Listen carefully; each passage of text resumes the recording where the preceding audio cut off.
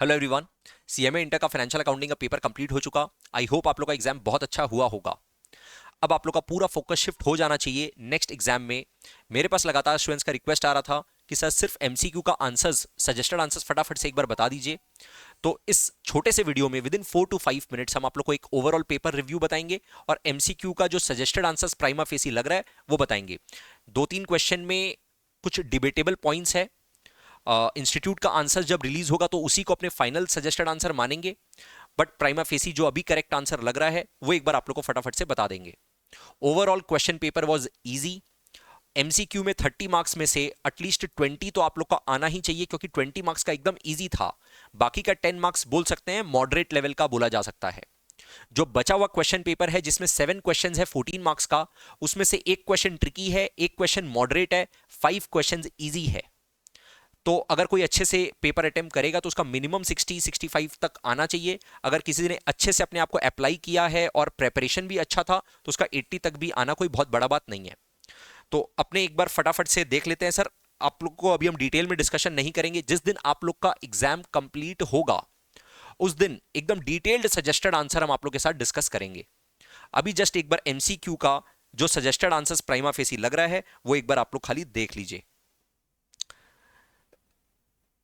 Part 1 का answer C लग रहा है, 2 का बी, 3 का सी, 4 का 1,20,000, 5 का 10,000 प्रॉफिट, 6 का डेफर्ड टैक्स लायबिलिटी, 6 का डेबिटेड टू पीएल 14,125, 8 का 10,000, 9 का 38, 10 का डेफिसिट, 11 का profit on revaluation is transfer to capital account, 12 का 1,01,000, 13 का 20,000। हाउएवर इस क्वेश्चन में कुछ एम्बिग्विटी है, बहुत क्लियर नहीं है ये क्वेश्चन।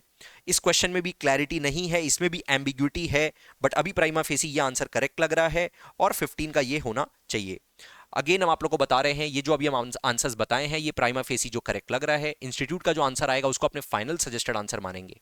ठीक है, क्योंकि 2-3 क्वेश्चन में डिस्प्यूट है। जब अपने सजेस्टेड आंसर्स डिस्कस करेंगे डिटेल में तब हम आप लोग को पूरा एक्सप्लेन करेंगे। अच्छा, अब बाकी का क्वेश्चन पेपर भी अगर आप देखो तो जैसे कैश बुक का क्वेश्चन हम लोग एकदम फाइनल रिवीजन जो किए थे एकदम सेम टू सेम क्वेश्चन आप बोल सकते हो। जस्ट खाली नंबर्स हल्का फुल्का चेंज है, बाकी डिट्टो क्वेश्चन अपने जो डिस्कस किए थे पूरा का पूरा एज इट इज उठ के आ गया।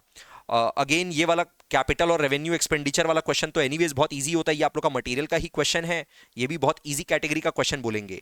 अकोमोडेशन बिल के ऊपर मेरा एक सेपरेट सेशन, छोटा सा सेशन डाला हुआ है जिसमें हम अकोमोडेशन बिल आप लोग को समझाए थे। एकदम सिमिलर क्वेश्चन, एकदम सिमिलर क्वेश्चन अपना डिस्कस किया हुआ है। अगर आपने वो अकोमोडेशन बिल वाला सेशन किया होगा तो आप फिर ये वाला क्वेश्चन आराम से मैनेज कर पाए होंगे। अदरवाइज ये थोड़ा मॉडरेट लेवल का क्वेश्चन माना जा सकता है, थोड़ा सा डिफिकल्ट माना जा सकता है, क्योंकि accommodation bill by nature concept थोड़ा सा ट्रिकी है। ठीक है, उसके बाद ये हायर परचेज का एकदम बेसिक सा क्वेश्चन था। हायर परचेज में अगर आपको गेस करने बोले कि बताओ एक ही क्वेश्चन करके जाना है, कौन सा करके जाए, तो यही वाला क्वेश्चन होगा। इतना सिंपल वाला इजी वाला क्वेश्चन है। सिंगल एंट्री का एकदम रिपीटेड क्वेश्चन जो अपने मैराथन में भी कवर किए थे और ऑब्वियसली अपने मटेरियल में तो इस टाइप का मल्टीपल क्वेश्चंस कवर्ड है। तो सिंगल एंट्री का ये 14 मार्क्स मेरे हिसाब से तो एकदम लॉटरी क्वेश्चन था। अगर आपने मैराथन किया होगा तो आपको ये वाला क्वेश्चन में बहुत अच्छा कंफर्ट होगा। ये वाला क्वेश्चन अपने बोल सकते हैं थोड़ा सा टिपिकल टाइप का क्वेश्चन था। अभी तक इंस्टीट्यूट ने अमेलगमेशन ऑफ फर्म्स और conversion of firm into a company का क्वेश्चंस अभी तक तो पूछा नहीं था। ये अपने को आज 14 मार्क्स का क्वेश्चन देखने मिला। ये थोड़ा डिफरेंट टाइप का क्वेश्चन बोल सकते हैं, इसको अपने ट्रिकी लेवल का मान सकते हैं। आउट ऑफ द 7 क्वेश्चंस जो आपको 2 क्वेश्चन छोड़ना होता है उसमें प्रोबेबली आपको अगर इसमें कंफर्ट नहीं होगा तो आपने शायद ये वाला एक क्वेश्चन छोड़ा होगा।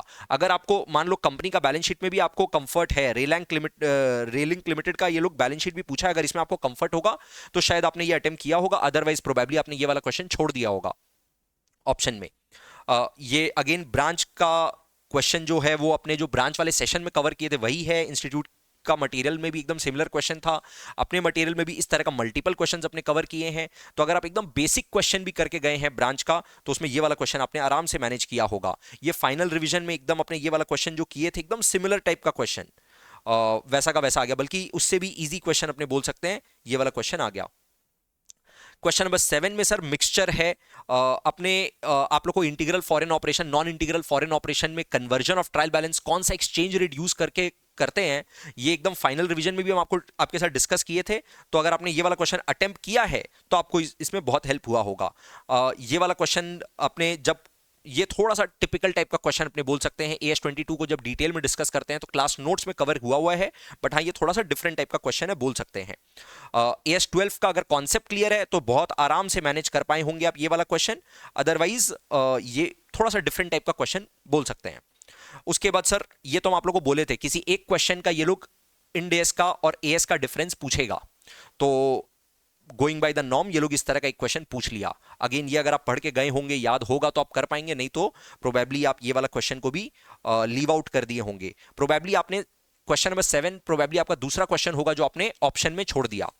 एंड क्वेश्चन नंबर 8 का सिर्फ ये वाला टिपिकल क्वेश्चन है, थियोरिटिकल क्वेश्चन है, जिसमें आपको जितना पॉइंट हो अपने मन से बना के भी आप लिख सकते थे, और अगर आपने पढ़ के लिखा है मतलब आपको याद था तो बहुत ही बढ़िया बात है। अदरवाइज ये दोनों क्वेश्चन बहुत ईजी था, ये दोनों क्वेश्चन कंपैरेटिवली बहुत ईजी था, but part A was theoretical, completely theoretical. अगर आप एक बार पढ़ के गए हैं तो याद आएगा और आप लिख पाओगे। ये 5 मार्क्स का क्वेश्चन अपने बोल सकते हैं कि थोड़ा सा टिपिकल था, मॉडरेट लेवल या डिफिकल्ट लेवल बोल सकते हैं, बाकी ये इजी लेवल का क्वेश्चन माना जाएगा।